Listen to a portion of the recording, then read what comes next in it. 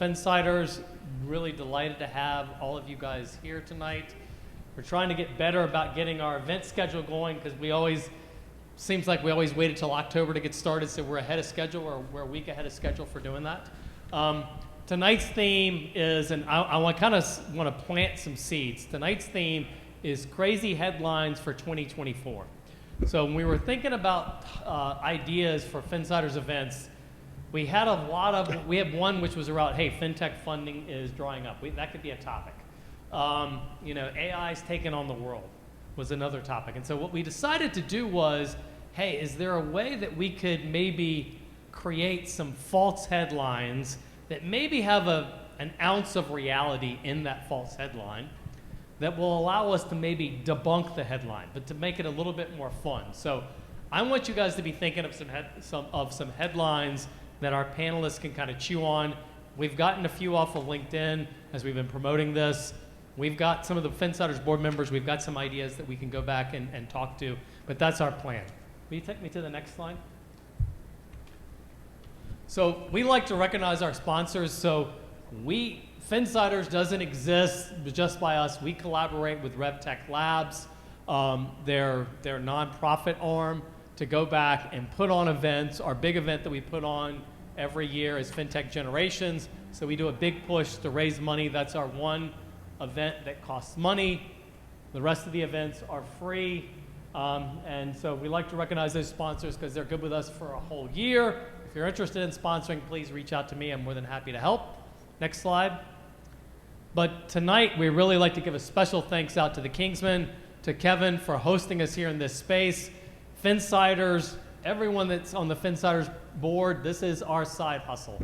No one is paid to be a Finsider.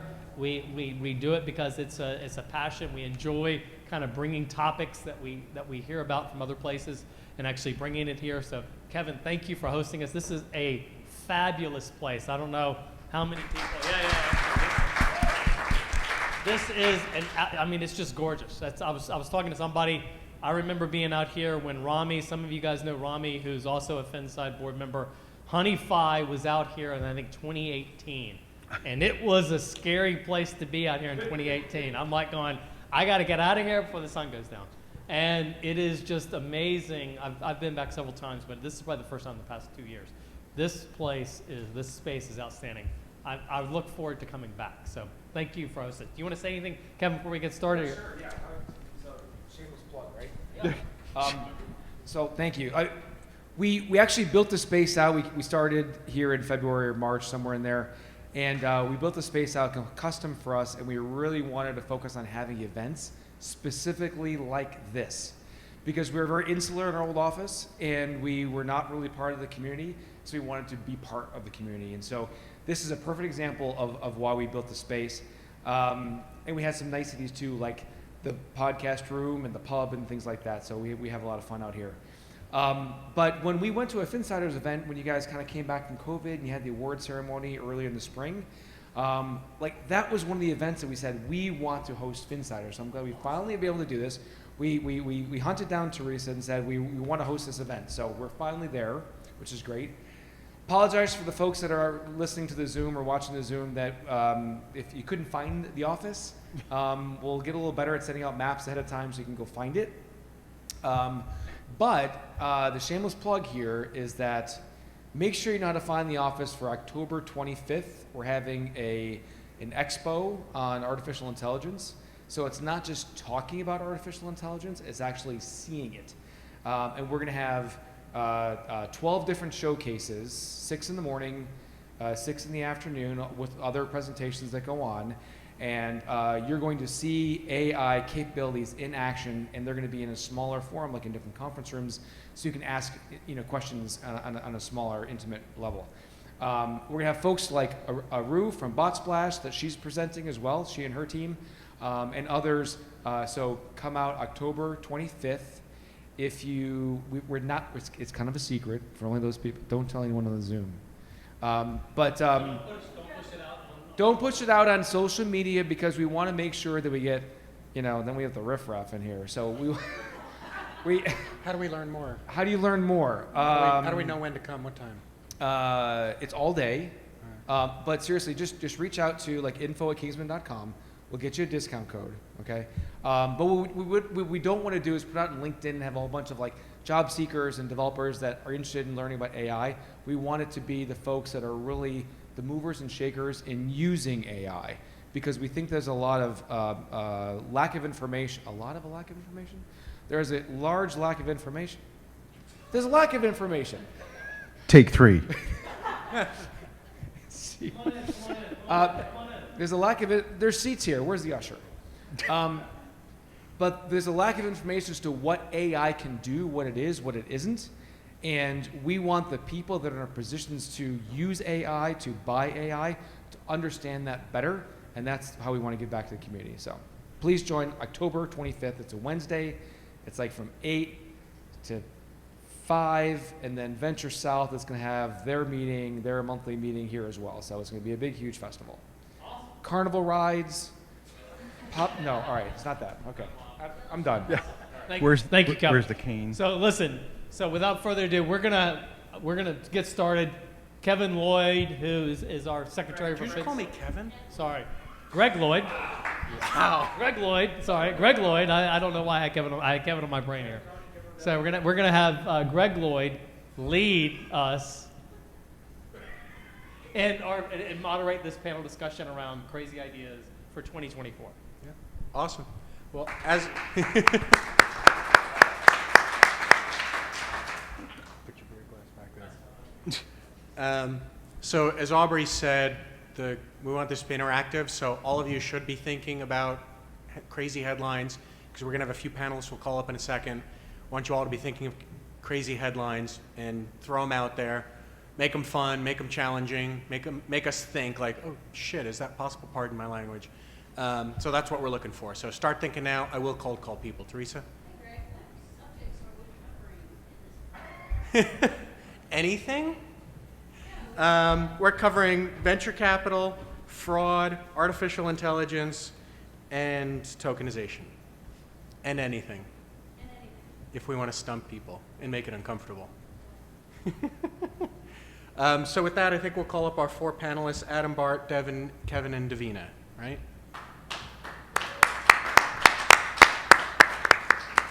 And maybe... That's my stuff. I meant my dad. And maybe what we'll do is give each person like 10 seconds, real quick version of introductions before we get started, and then that way I feel less guilty cold calling people because you've had more time to think of headlines. So, Adam, why don't you go first? Hey everybody, Adam Buck. I am the venture capital analyst at RevTech Labs Capital. That's my 10-second intro. Kevin Carney, one of the managing partners at Kingsman Software. Bart Kent, founder of Rethink Ledgers, consulting firm in blockchain technology, and also the founder of Digital Asset Innovation Council. And we love this space as well because we've been here a couple of times already. Yeah, you also host your events here. Yeah, see? Davina Dumoulin. I'm a board member of PayCLT. Awesome. All right, so I will tee it up with one, and then we're going to start cold calling people. So, and I don't know names, so I'm just going to rudely point. And we've got mics over there that are Shmili. Or I can do that, sure. So some AV hints here that if we're going to be on Zoom and people are recording, in order to hear you on Zoom, you need a microphone. Yeah. So please raise your hand, ask the question, but grab the microphone from Rashmili. All right, so first one we'll start with. Kevin, we're going to go to start with you. I heard a rumor that Tom Hanks isn't going to be in movies anymore. He's going to be hanging his ranch in Montana, and it's all going to be AI generated going forward. Tom Hanks died 10 years ago. What are you talking about? Like he's...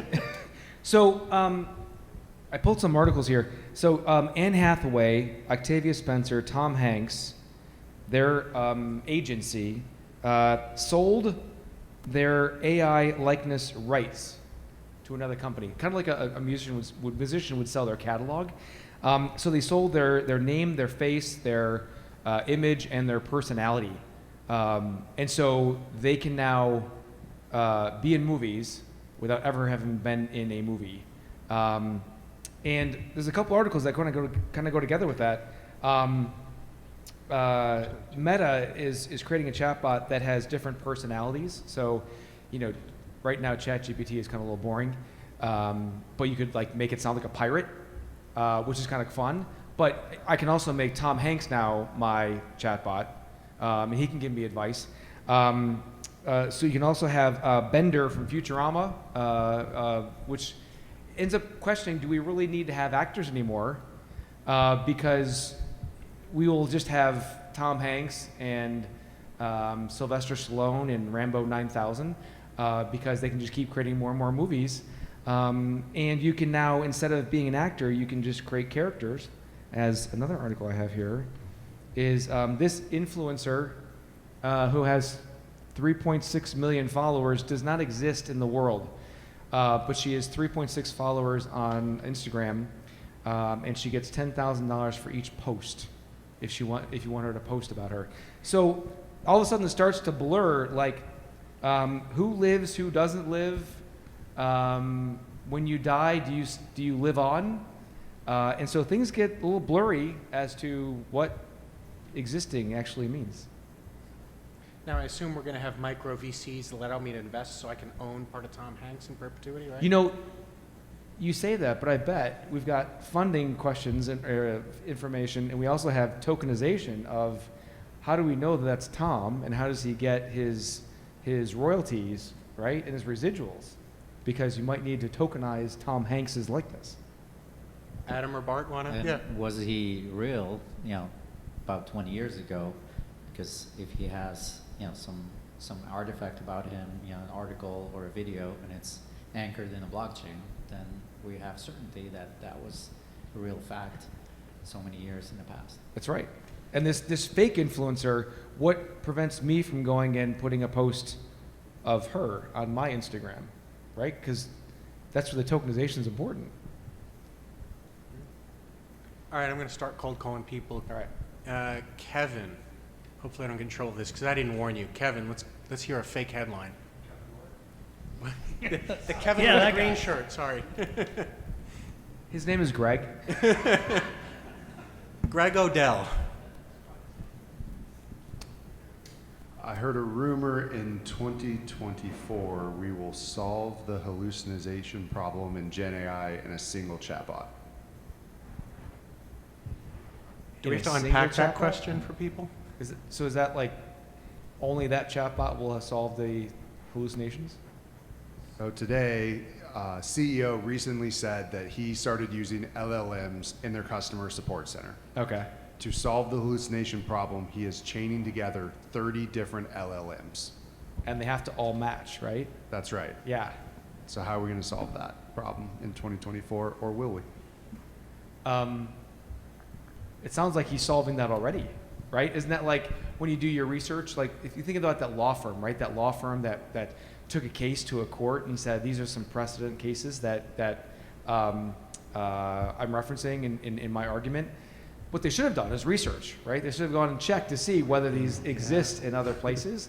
And you normally go to like a law library or something like that, but why not go to another chatbot that has already listened to those or trained on those law models? So yeah, you should verify your information, and if you're going across 30 different language models, 30 different LLMs, you're probably a pretty good probability that you're not getting 30 hallucinations. Right, and then I guess the question behind that though goes back to ChatGPT, OpenAI, has had a noticeable decline in accuracy for deep science questions. And the theory behind that they haven't really addressed is that they separate into smaller domain-specific chatbots because the cost was too much. So can everyone afford to run 30 chatbots to solve that problem, or can we solve it in a more efficient manner? In the law example, would there be 30 different? Oh, keep the mic. This is the Kevin's, right? In the law example, would there be 30 different models? Because where I'm going is that, like, right now, ChatGPT, or as we've been nicknaming it, ChatGPT, because it's quicker. But do you want the model that, maybe it's not, but it's funnier. But do you want the model that is doing your financial calculations also know like the history of the Holy Roman Empire? You're like, I don't need that. I want something that's very specialized.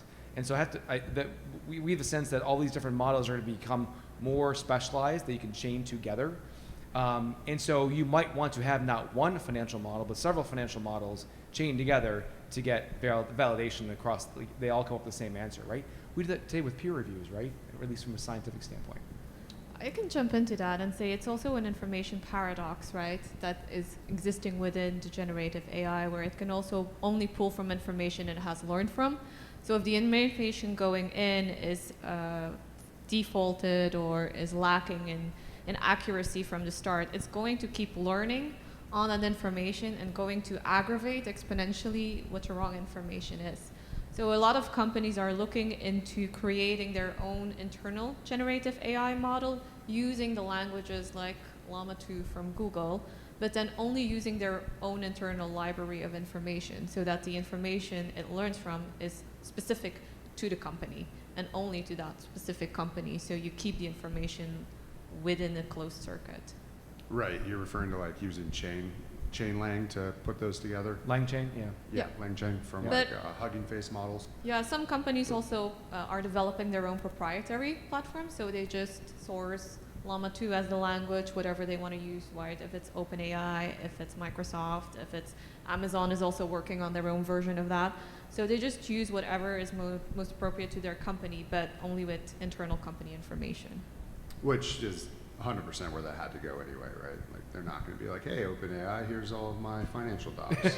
Exactly, and a good example is Apple, who had to close off the usage of ChatGPT because a lot of employees were asking questions, and in doing so, they actually distributed or divulged secret information about new product development that ChatGPT was able to re-engineer in the background, and so from that, people were able to sort of extrapolate what was next in the development. Yeah, or Samsung employees putting their IP code in there. 10 out of 10 clients walk up to us and their first question is, how do I have data security? And also all the big banks we work with, they all go to their investor conferences and they say, we're working with AI, it's great, we have a center of excellence. And then the email the next day to all their employees is, you better not be using ChatGPT, because if you are, it's fireable offense. But there are ways to take data and pull it in a secure manner where it's not off the grid, but it's off the public. All right, I'm going to move us to our next headline. Bart, I've heard that Sam, how do I say, Bankman-Fried is going to start his next unicorn in jail in the next 6 months. Yeah, indeed, he's in jail, or SBF, or Sam Bankman-Fraud. So if you don't know who I'm talking about, he is the owner of and startup founder of FTX, one of the largest crypto exchanges out of Bahamas that all of a sudden a hole of about $8 billion. Interesting fact is that in about 2 weeks, I think, his trial will start. So he's been, he's the only one that hasn't, of the leadership team, that hasn't said that he has any wrongdoing in the $8 billion fraud that or missing funds. All the other executives, they're cooperating. But it will be an interesting trial, of course, because it will play out right in front of us.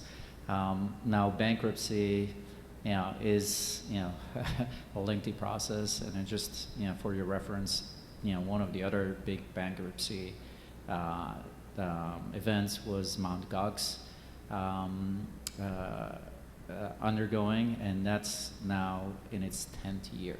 So people that have lost 230 million in 2013, they're still waiting on their money 10 years later. So it will be interesting to see how this further evolves. There's going to be all kinds of weird things that will come forward in this trial because there's so much juicy information. There's already a book coming, and because there's been some journalists that have been talking to him, and if you're in trouble, the first thing your lawyer says, don't talk to anybody. And apparently SBF wanted to talk to everybody, including some journalists, and they got all the juicy details. So be ready for the book, be ready for the movie, because it's going to be fascinating. Is Tom Hanks' AI? Tom Hanks will be playing Sam Bankman-Fried. Yeah. All right, Adam, one. All right, I'll ask one more, then I'm going to go to the audience and I'll cold call if no one's ready. Adam, I heard VC funding is done in 2024. There's no more. Yeah, nobody's investing in Tom Hanks, but everybody's investing in TomHanks.ai, right? Like it's a market shift, right?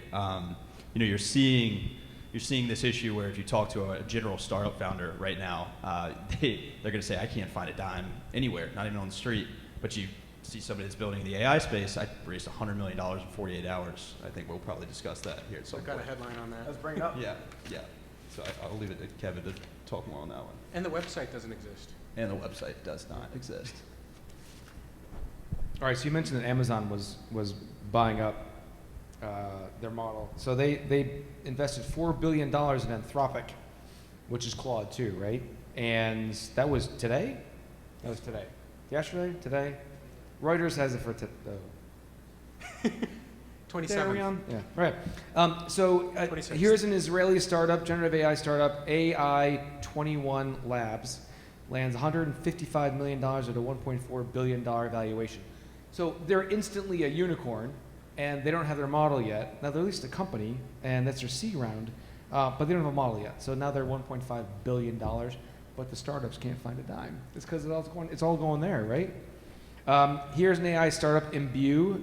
They now have a valuation of $1 billion because they got funding from NVIDIA, because NVIDIA is making so much money from their GPUs that they had to spend it on something. And then here's this company you mentioned. So Mistral, which is in France, is two guys in a garage and like not even a computer. And they're 4 weeks old, and they took in $113 million seed round at a $260 million valuation. And their website is under construction. Like, they just got 113 million. They couldn't have the AI Oh, build the website? but by the way, they only sold half their company. It's crazy.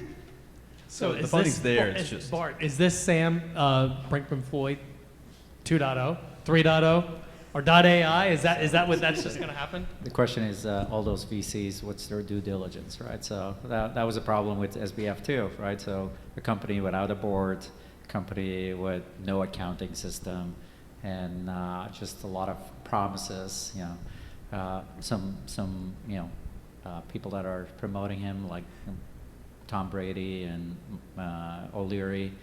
Is that Matt Damon on the Super Bowl? Is that him? No, it was the. He was the Oh. company. Yeah. Oh. So yeah, who knows, right? So if we still all of a sudden see a lot of celebrities going around AI companies, then we get Kardashian. then we get So the same how- problem. Isn't blockchain meant that you can't fake it? Like, how did he fake it? How was there so much fraud? It's a lot. It's not a little it gets fraud. into It's a lot of fraud. the regulatory aspect, right? So why did they move to the Bahamas? Because you couldn't do business in the United States, and why can you not do business in the United States? Because there's regulatory uncertainty, and lots of kind of enforcements that are really unclear how the regulator is going to act upon your business. So. He moved to the Bahamas, and everybody in the United States who's willing to do it by the right way, still getting hit by the SEC or some other agency saying, "Hey, we know the rules are not clear, but we're just gonna take you to court, and we're going to make it really restrictive." Is he in jail in the Bahamas, or is he in jail in the United States? He's in jail in New York, and the reason that happened was that he got by his parents are law professors in Stanford. Stanford, Right? right? So he got some 200 million. His bail was 200 million. So law professors set up their house in Palo Alto, which is worth 1.4 million. So you're still need Let's do the math there. a couple more millions to get to your bail bond, but they got it together. And then he was under house arrest at his parents' house, and then he started to threaten all the other witnesses. Yeah, So- witness intimidation, yeah, right? witness One being his intimidation, yeah. girlfriend? Yeah, his ex-girlfriend. And Well, so then the judge Fair. said, well, enough of that. Now you're going to jail. Mm. So he's in jail right now. Hope he stays there. All right, who's got one from the audience? Otherwise, I'm going to cold call. I guess I'm going, All right. unless someone else really wants to go. Okay. It's a great event, by the way. I didn't know that we were going to be participating. headline. Holographic doctor from Deep Space Nine Star Trek Oh.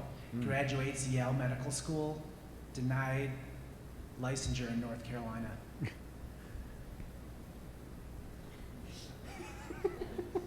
Where's Tom Hanks when you need him?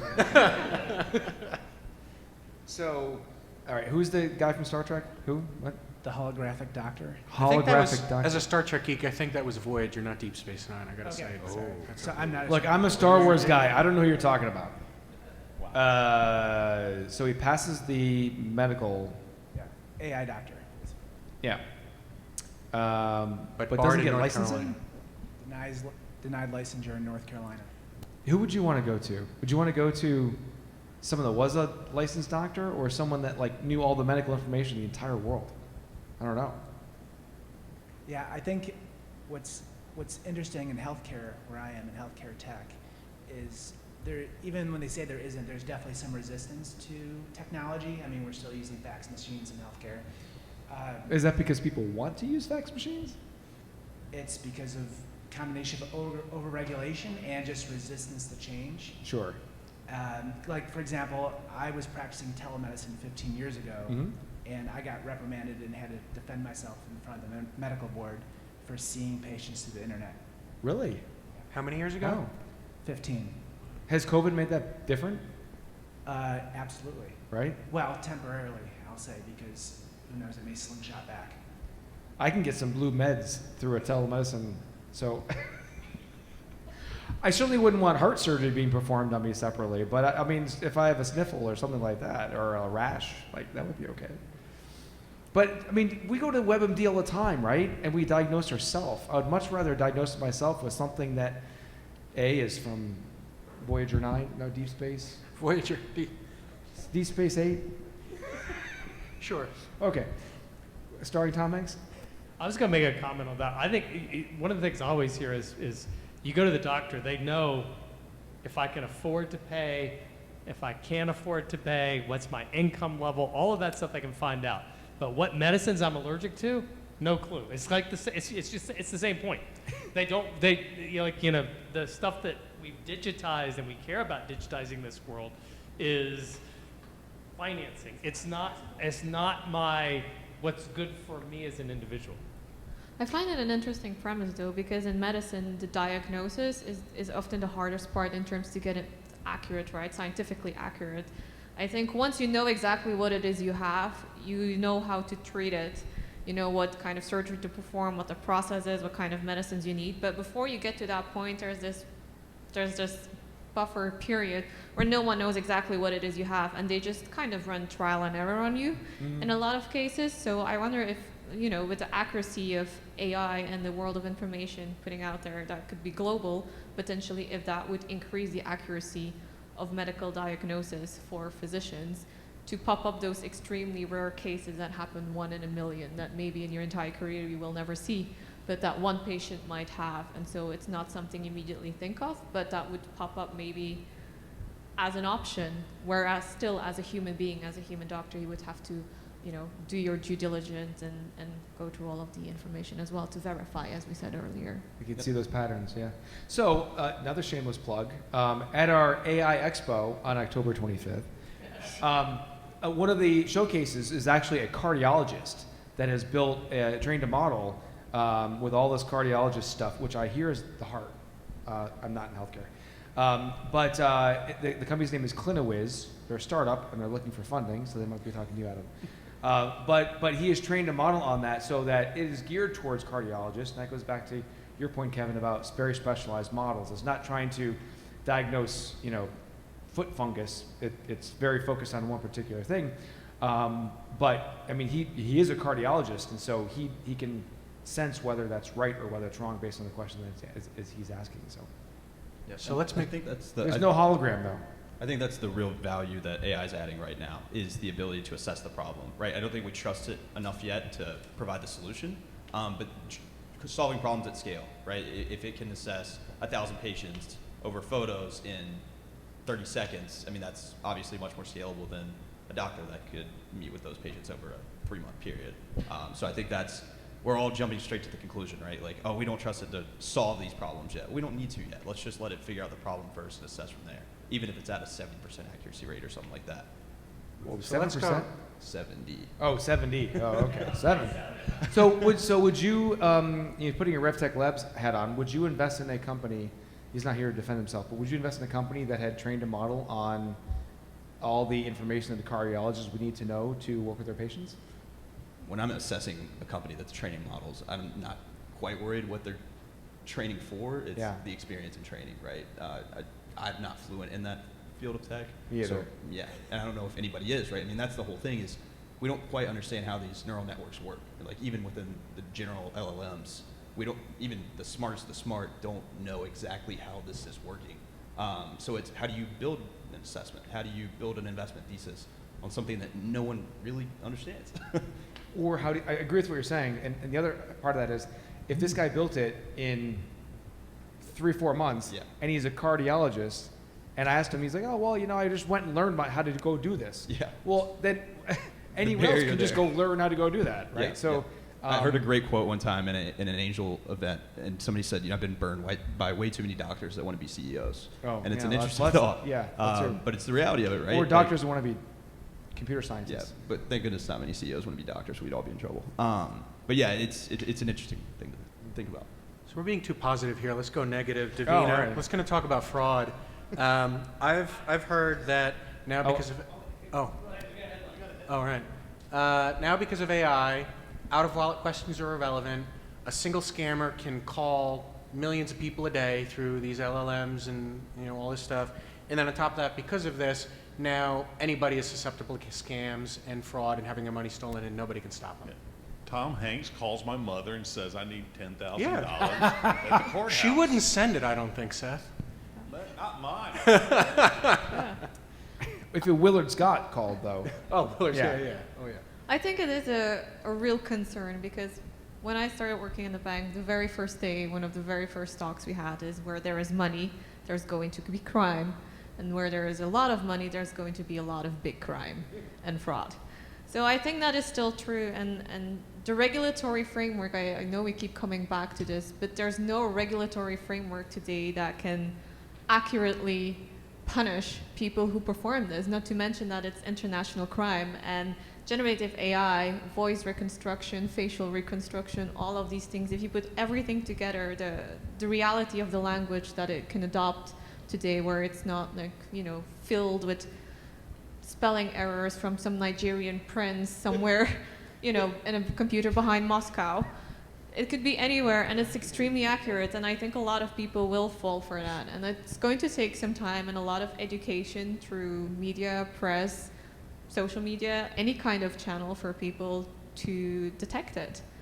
And then all of a sudden there's a solution on the blockchain space. Because if we're not sure where this authority is coming from, what if we link it to somebody that the only person that has the private key, right? So if that picture, that video is authenticated and proven by the owner that is well known, that is linked to what is called an ENS domain, right? a what? An Ethereum namespace Oh, okay. address, right? And that image, that video is proven and signed by the private key of that particular individual. Then we have certainty that it's coming from that particular. So But don't trust the FaceTime you're on. You have to get a certificate from them. Nothing biometric anymore. But can't the quantum computing AI thingies, they can break the blockchain, I've heard. There was a headline on that.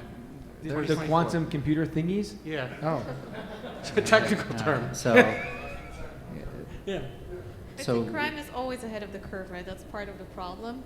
We can regulate things, we can find things, and generative AI is definitely going to assist us in detecting fraud much sooner than we can today. But at the same time, criminals are going to be ahead of the curve. They're already using it, they're already testing it, they're already trying to see what is the best way for us to use it and then make as much money in the shortest period of time. So it's always like racing behind them in order to find it. I think it's very difficult from any kind of law enforcement perspective or regulatory framework perspective to think ahead and like how would criminals think, what can we do, and anticipate that kind of behavior, because they've never been able to do that. They can't agree on anything right now in any house or state legislative body, either here or anywhere in the world. And the crime is global, so how are you going to charge that? If someone is doing it from behind the computer in Moscow or Korea or South Korea or anywhere in the world, Bahamas. and the crimes here are happening in the US, then who do you charge? You can't charge an IP address or a bot. Yeah, I want to add to what you asked, Bart. I'm curious, Bart, as you see this development of AI and how it will lead to more fraud and more complex fraud, what are the blockchain implications there, in your opinion? You saw this week, was it MGM that went down after one email phish, and there was $15 million lost in a weekend or something like that just by one storefront. I'm just curious as your thoughts. Does it increase the corporate blockchain implications? What does that look like in your space? Well, there's a trend to more public permissionless blockchains, right? So going back to kind of the example I talked about, right? So if we kind of link back to private keys that are known and are assigned to certain individuals or certain institutions, that's going to give you, proof of whatever that picture, that video, that Zoom call is. So that's kind of where the power of private public encryption technology comes into play. To go back to your are we concerned about the quantum computing? Not really, because we've gone from encryption technology that's based on 64-bit encryption keys to 256 encryption keys, and that creates the difficulty to the power of 256, whatever that number is. If we go to encryption keys that are 512 or whatever, 524, the number is, and then double that again, the complexity becomes so much more difficult. And we still can solve it very easily by validating if it's the right proof. Yeah. That's not a complex computation. It's the brute force that becomes more and more difficult, even for AI, quantum or AI computers in the future. It's a quantum AI thingy. So I got a question for you, Bart. I guess it's interesting your comment around blockchain can help reduce the fraud if you go back and check. But back to Adam's comment, it's so easy because workers are either not trained well enough. Clearly, maybe the people at MGM aren't getting the same pep talk that they're getting when they go to a bank that they're going to do that. How's that going to change? I guess that's you gave the solution, right? It's people that are checking, right? It shouldn't be people that are checking. It should be computers that are checking it, right? That's the fraud prevention, right? So if we can do that very easily on the computer side, right? That's a simple, logical proof and mathematical calculation, right? If we get people involved, that's where we have the problem. How come I can't get spam out of my email? Why haven't we solved this? 2023. All right, Teresa, and then I'm going to call in someone in the back left. So one of you four has to come up with a headline. Teresa, you go next. Thanks, Greg.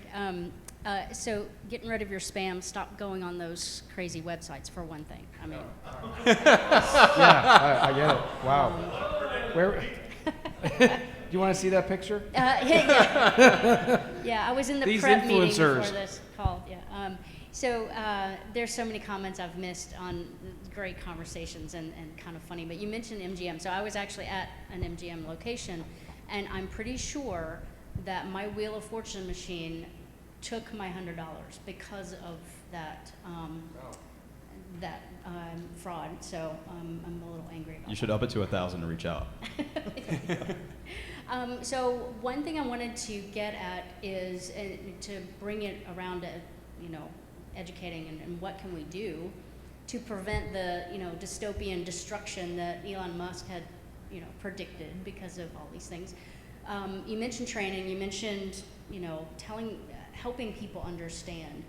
The average person, I don't think, gets blockchain, gets how that can protect us. So So how do we bridge that gap to help people understand that, you know, this is the way to prevent fraud and help? Well, the way it happens today with phishing, people didn't understand that either, what happens in the background. All they see is the email that they get or the phone call or the text message. AI is nothing different than that. It's going to be the exact same thing. People will see maybe a virtually created face, but to the front end, it's going to look exactly the same, and that's where we can, you know, create awareness and generate awareness, because face is going to be the same, but the message and the language used to kind of get money out of people's pockets is going to be the exact same message. You can't change much more than that. It's still human behavior that needs to be behind the mechanisms of the technology. I think for professionals, yes, we need to understand what's happening in the background, why it's working faster, how we can better protect ourselves, how we can better protect clients, you know, from these crimes. But for an everyday person, it's just about making awareness and just saying like, hey, never share your banking information to someone online, even if it looks like a very realistic human face, even if they're talking directly to you. All of that is the same as what we did with phishing in an email, you know. Don't answer to someone you don't know. Same thing goes here, I think. And at RevTech, we've kind of shifted our thought process. So, you know, we were looking very heavily into the employee training space. You know, who's deploying these software that will train employees to not open these emails, stuff like that, and do it at scale. And then we shifted. We were like, wait, you know, that's not really the future here. We need to look more on the cyber side. You can't fight people with computers or computers with people, right? You need computers to combat computers. So it's a misallocation to be throwing a ton of money at employee training when you really need to be levering up your cyber. That's just kind of the way I view it. And that's kind of how we've shifted our investment thesis based on that. And it's also about usability of the applications, right? So I'll give you a quick example. Mark Cuban, uses MetaMask, wallet, his personal wallet. And last week he got defrauded and lost, close to $1 million in, whatever tokens he had in there. Right? So Mark Cuban, smart guy, right? So he got tricked into, going in, downloading some software, clicking a few buttons, right? So, if you look at MetaMask as a wallet, for instance, like it's horrible, the usability and the user interface. You don't know at all what you're signing and what's the impact of it. So there's a lot of opportunity for building better, front-end solutions that basically give you a warning saying, here's an action that could be triggered by your action, and here's the downside effects. And so, there's technology, tools, new applications, new companies that are, coming into that space and say, we can provide better tools, better usability and warn users about this is a phishing email. You really shouldn't click on this button here because we think or we know, we've been trained that this is going to lead to a bad consequence. All right, someone in the top left, any of the four people. Who wants to do it? There we go. So am I asking a question or proposing a hypothetical headline? Proposing real or a fake? hypothetical headline. Oh, I have two for you then. All right. So there's this company called APG, and you got to guess whether it's right or not. That is going to be a new unicorn in the AI space, and its own premise is very simple. It's going to protect individuals against all communication channels by giving them advice whether communication is good or bad. It's using AI to make that determination happen to see whether any given email, blockchain access, and so forth is valid. It's a little bit of kind of what I just alluded to, right? So there are new companies that are coming into this space that are really trying to bring better, information out to end users. So you get more informed, and then you still, responsible for your own actions. But if you're better informed, with big red signs saying, hey, this action might actually lead to, money coming out of your account, your wallet, and it's going to a place in China or Vietnam, that's really not what it's intended to do. And so, you're going to see kind of a whole new investments, funded by the VCs to give better usability, better warning to the end users. What do you think though? Is it real? Is that a real headline or did he make it up? Real or fake? Probably could be real. Could right? be real. Could be real. We got a show of hands. It's an uneven number, so we'll determine. Show of hands if you think it's real. I'm alone. All right. Oh, the audience too, sure. All right. Show of hands if you think it's fake. It's pretty much everyone else. Or it should be real. Is it real or not? That one was fake. But I have another one. But that's the right point, right? The point is you're never going to prevent everyone from doing these social engineering, this phishing. You should monitor the fact that there are bad actors out there. You should look for them as opposed to stopping them all, right? That's why you have to like spray around your house so that the cockroaches don't come in, the palmetto bugs don't come in. But you're never going to be perfectly protected. You're just going to be mostly protected. Okay. I'm going to pass it on, but the other one is called dead block. So you think about what that one was about. No, that's a thing. That's a thing. Yeah. Well, in some regards. So, well, So there's a company in Charlotte that's working on Death Chain, where it's in a positive sort of way. Like since someone passes away, you have to unravel all their affairs, right? You have to like close their bank accounts, and in order to do that, you have to show a death certificate, and you need to cancel their driver's license, and you need to cancel their car insurance, and you need to get their life insurance, and like so all these different things all require death certificate or proof of death. And so imagine being able to set all those things up ahead of time before you die, and once something triggers this death certificate, that triggers all those contracts to exercise. yeah, but you already take, I mean, you're taking it and answering it so people know it's real. So. Oh, sorry. All right, one more. But you never know whether it's going to execute or not. Like, nor do you care, probably, right?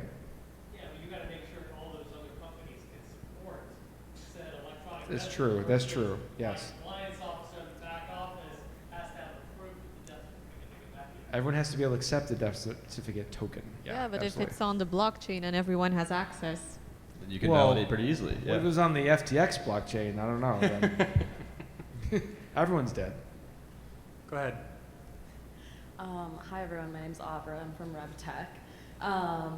My crazy headline is in 10 years, because AI is growing so rapidly, we will be able to, or we hypothetically should, cut all higher level writing courses or fine arts courses that AI could replicate from high school or at the collegiate level. So things like philosophy, creative writing, anything in that realm, because AI should be able to do those things.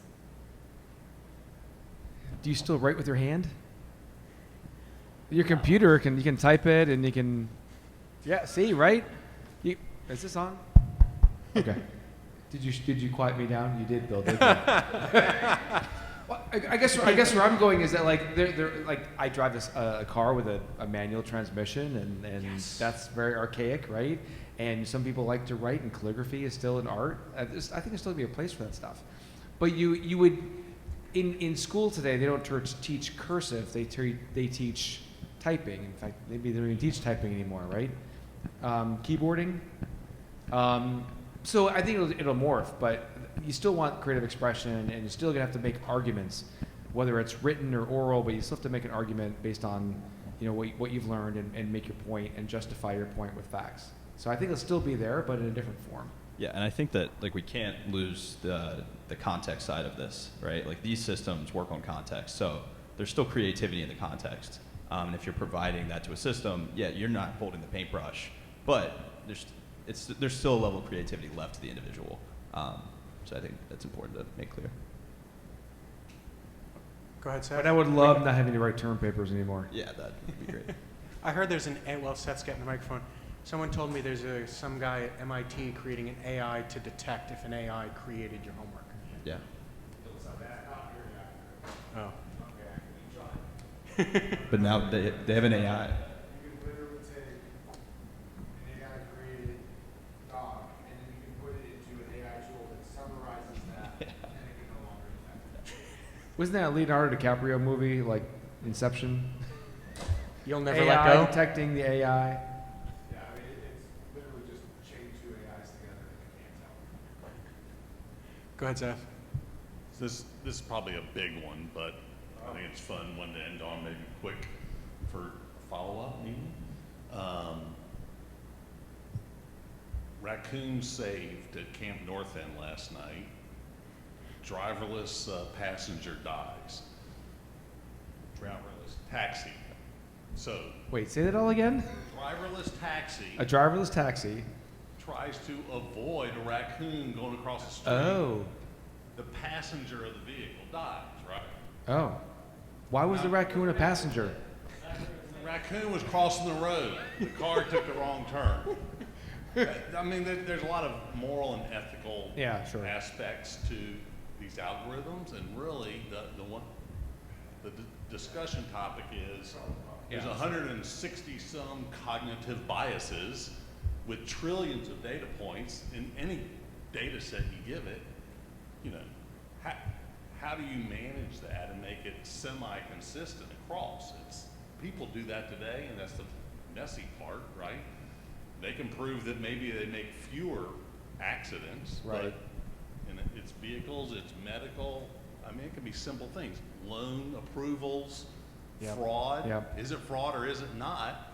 These all have biases built in today, and any data set you have has those biases in them.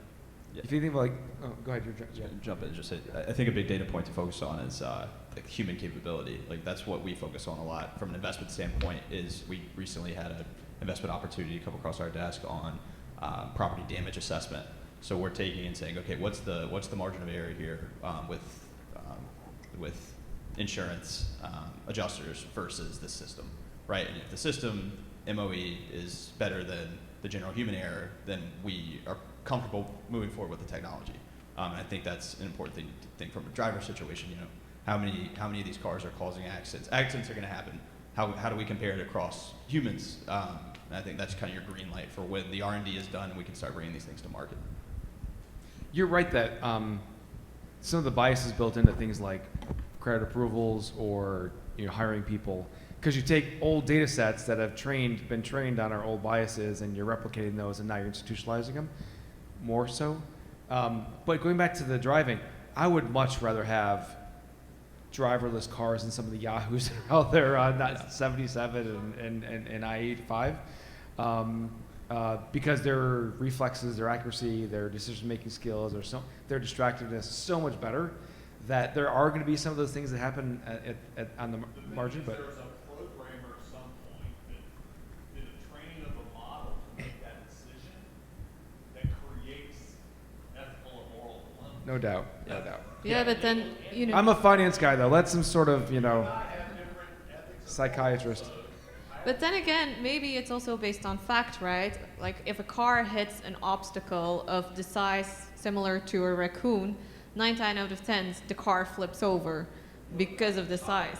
And then if that obstacle is on top of that is moving, that creates, a physical, like it's pure physics, right? Reaction. So the car just makes an estimated, calculated guess of, oh, this is riding at this. If I just avoid it, the probability of something happening is just lower. And the same thing, I think it's very mathematical in the way, these programmers approach it. I attended an event, World Economic Forum, about trying to build a framework so that there's some consistency in whatever these decisions are. Like I said, this could go on for a while. One thing on that is, if you look at the Google car, to Kevin's point, it did something like 7 million miles and a handful of fender benders. It was cited for none of them. But going back to what you were saying, assuming you don't have a software bug, like I believe it was Uber had, where they didn't assume that pedestrians wouldn't cross outside of a crosswalk and they killed someone because there wasn't a crosswalk for the system to detect it, that's a different ballgame. But what you're going to see going back to legal AIs, going back to doctor AIs, and then going back to autonomous cars, you don't have a throat to choke when something goes wrong. And Mercedes has actually said in their self-driving car, they are going to prioritize the driver. So when you talk about the trolley problem, is Mercedes going to kill a busload of children, or is it going to save Aubrey? The busload of children is going to die. Like they flat out said, we will prioritize our driver in our algorithms. So it's going to come down to who's going to insure it, who's going to guarantee it, and how are they going to offer that guarantee. And can they market on that? That's the deal is, right? We're going to protect you. You ride in our car, we're going to prioritize your life as a I'm going to go buy Mercedes right now.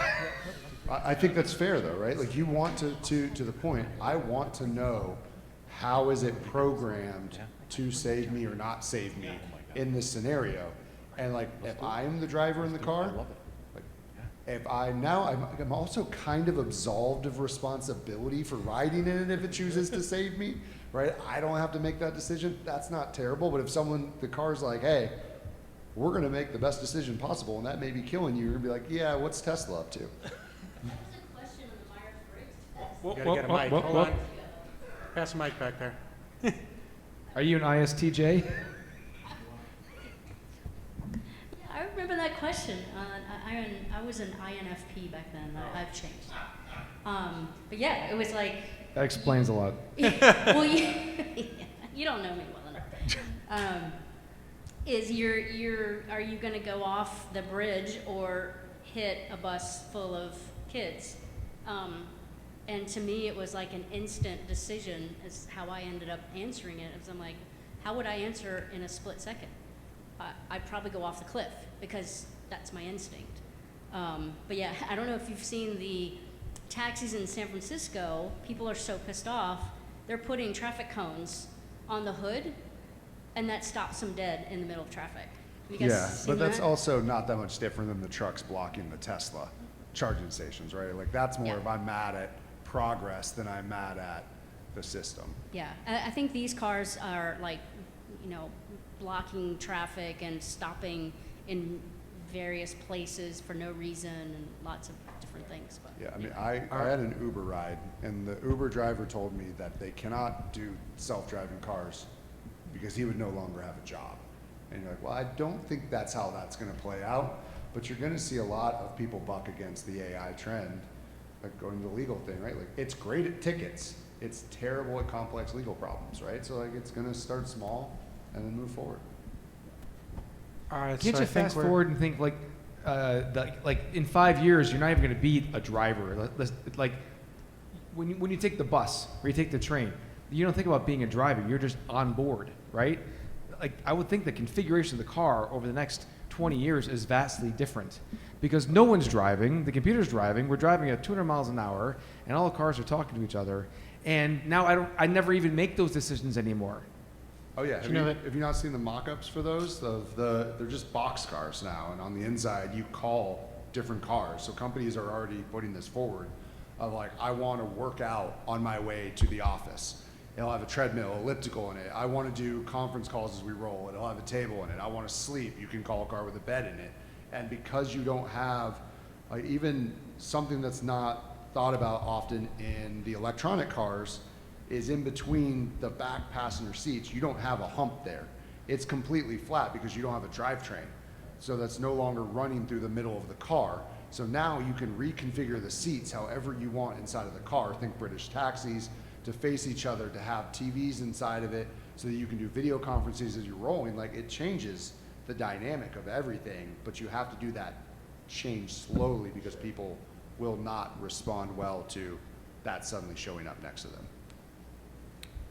All right, so I think I'm going to call it. Please hang around for networking. If you haven't been to our events before, sign up, finsiders.org. You can follow us. And AI event on October 25th. That's right. October 25th. Don't put it on the internet. Don't tell the AI. Don't tell ChatGPT. Yeah, exactly. Well, thank you very much for coming, and thank you to our panelists. Really appreciate it.